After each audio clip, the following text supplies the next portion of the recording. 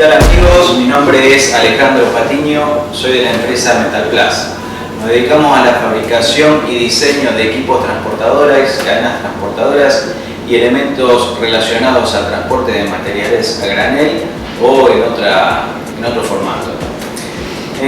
Hoy me quiero referir a algunos temas determinantes en cuanto a lo que es la instalación, el mantenimiento y el recambio de las cadenas. Yo voy a empezar con lo que es la recepción de las cadenas. Por lo general nuestra empresa provee los pallets embalados y con una forma de identificación. En la cadena, tanto como en las coronas, en el caso de adquirirlas, van a encontrar un número de orden de fabricación. Eso a nosotros nos permite tener una rastreabilidad respecto de lo que es la mano de obra y la materia prima. Ahí es importante que ustedes corroboren que se trate de lo mismo, que no haya errores en ese aspecto, que es un punto inicial, ¿no es cierto? Bueno, cuando estamos llegando las cadenas a la planta o a la fábrica donde ustedes la necesiten, habrá que instalarlas. Para ello va a haber que tener algunos cuidados mínimos, o sea, son cosas simples, pero importantes. En cuanto a lo que es la instalación de las coronas, por ejemplo, cuando ustedes la adquieran, podrán encontrar que pueden ser del tipo enterizas o bipartidas. En ambos casos, la corona tiene que estar alineada respecto de la otra, o sea, la tensora y la tractora tienen que estar perfectamente alineadas. Y los ejes tienen que tener paralelismo entre sí y respecto del piso. Esto para que las coronas, en el caso de tener, vamos a sugerir que es una distancia X, puede ser 20 metros entre corona y corona, que queden perfectamente alineadas, ¿no es cierto? Para que la cadena se desempeñe de la mejor forma. Los ejes también tienen que tener paralelismo, ¿sí? Como decía antes, es importante para la instalación y la puesta en funcionamiento. Una vez montada la cadena, con sus coronas correspondientes y todo, lo que sugerimos hacer nosotros es un pretensado. Significa exagerar el tensado de la cadena, para que los elementos que fueron ensamblados, o sea, un tramo con el otro, se puedan acomodar perfectamente dentro de lo que es la planchuela respecto del perno. Verificar también que las chavetas queden perfectamente instaladas, esas las van a encontrar, digamos, dentro de lo que son los paquetes de la cadena, y pretensarla, como les decía antes. Luego, volver la cadena a una posición donde quede con cierta holgura en el ramal de retorno y que el ramal de arrastre no quede exageradamente tenso. ¿Por qué? Sucede que cuando el ramal se pone tenso, nosotros vamos a tener el perno y el buje con un excesivo contacto en esta parte. Eso lo que va a provocar es un mal desempeño y una baja durabilidad en lo que es el componente, porque va a tener una excesiva fricción.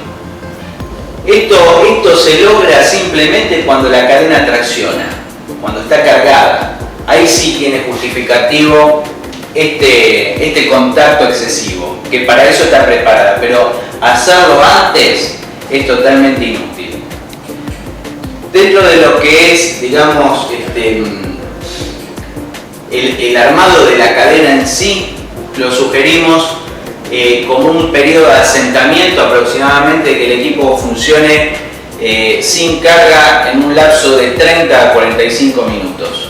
Eso va a permitir determinar si la cadena se estira como corresponde, cómo quedan los huelgos en la parte superior e inferior, me refiero a los ramales, y que tenga, digamos, poco ruido, que no haya enganches. Esa es una causa a veces de rotura de la cadena, del doblado de alas, Y bueno, todas cosas negativas, ¿no es cierto?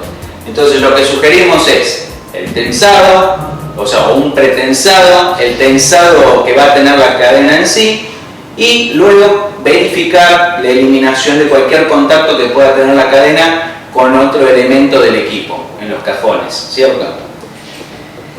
Respecto del mantenimiento es muy simple, o sea, nosotros sugerimos cada 6 meses que se haga, por lo general, un pequeño análisis de lo que pasó en el equipo, cómo está desgastada la corona, cómo se encuentran los pernos y los bujes, cómo se encuentran los barredores o las traviesas, como quieran llamarlo, y es mínimo, o sea, lo que sí es importante no dejarla distensionar a la cadena, que siempre tenga tensión, y si vemos que no nos da más el registro del cabezal tensor, entonces eliminamos 2 pasos.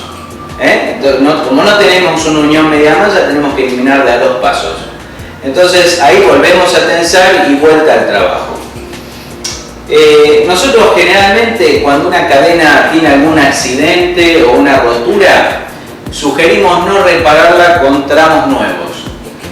¿Por qué? Porque el desgaste es distinto y la cadena tiene fluctuaciones. Al tener fluctuaciones es un permanente ir y venir de la cadena, como sucede por ejemplo en el caso de las coronas cuando tienen pocos dientes. Está permanentemente traccionando y distensionando, traccionando y distensionando. Eso provoca un desgaste prematuro.